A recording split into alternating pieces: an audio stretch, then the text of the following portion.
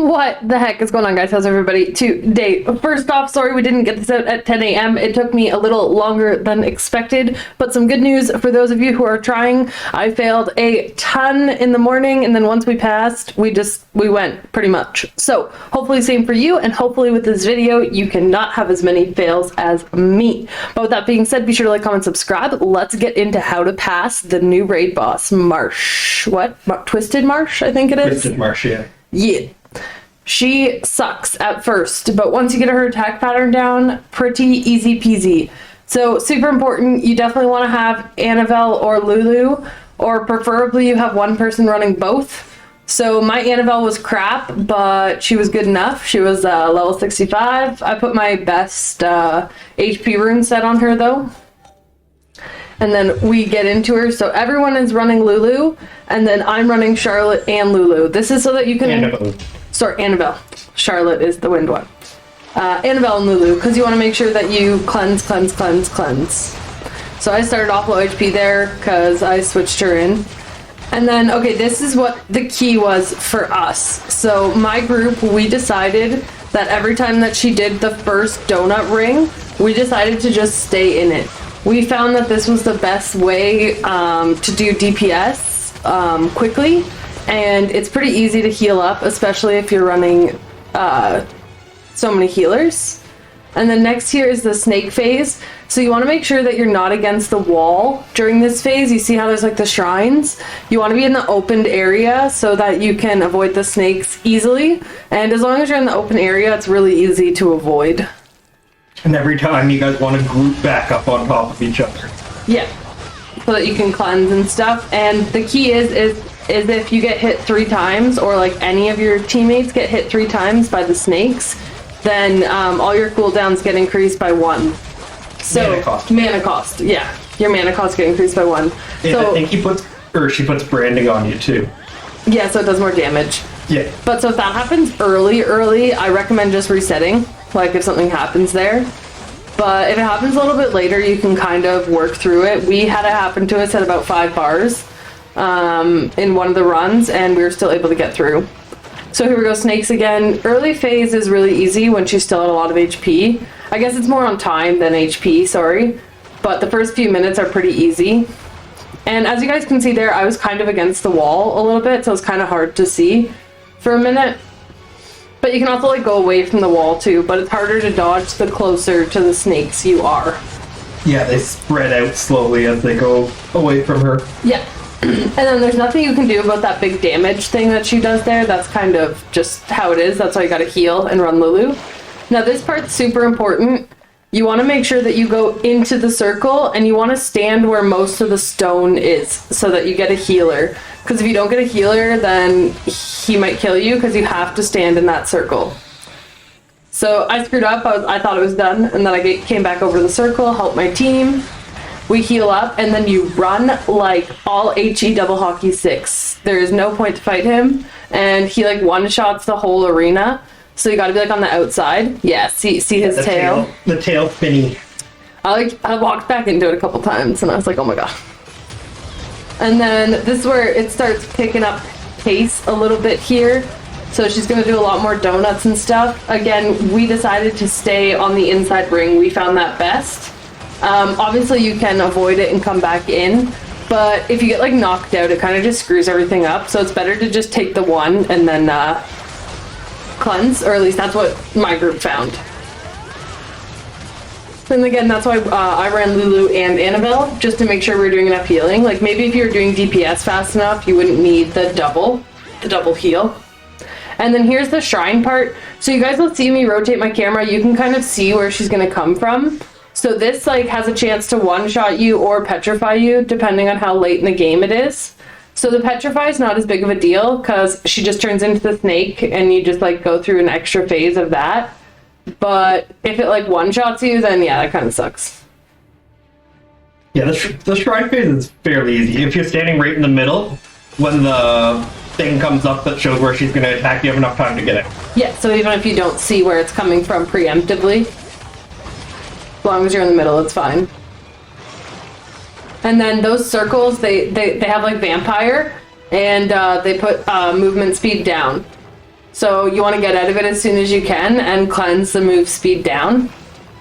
Yeah, that's why everyone kind of has to have their own cleanser too. So you can cleanse the movement speed down if you're not with your teammate. Yeah, if you get split up, because it'll happen sometimes, especially when the snakes come. So, and you definitely want to make sure that you're doing enough DPS as well, because if you're not hitting, or if you're not getting her low enough quick enough, it gets harder and harder as time passes. But I will say the room for error in the beginning is really low, because it'll mess everything up if you screw up in the beginning.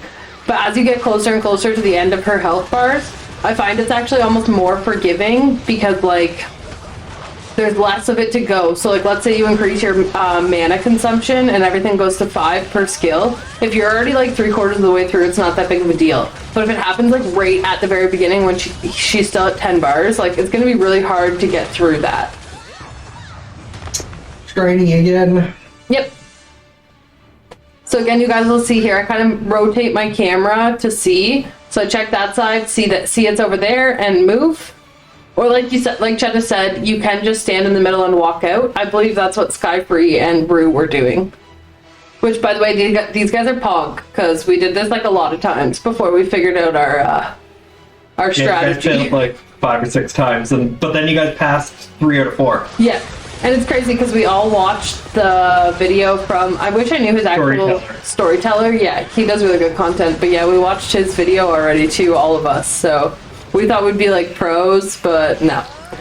So this is where you guys want to make sure you're grouped together and you want her to just jump on top of you. Like, yeah, see? That's what happens if she doesn't jump on top of you. But thankfully I was able to get back with my team. I had 2 dashes. We got all healed up.